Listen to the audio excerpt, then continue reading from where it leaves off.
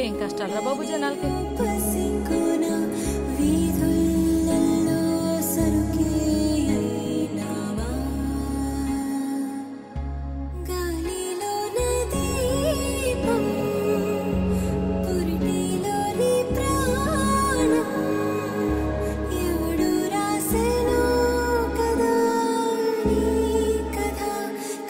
ఏంటే పిల్ల?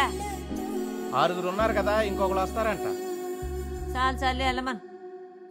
ఈ లోకం ఈ శోకం తీర్చేనా,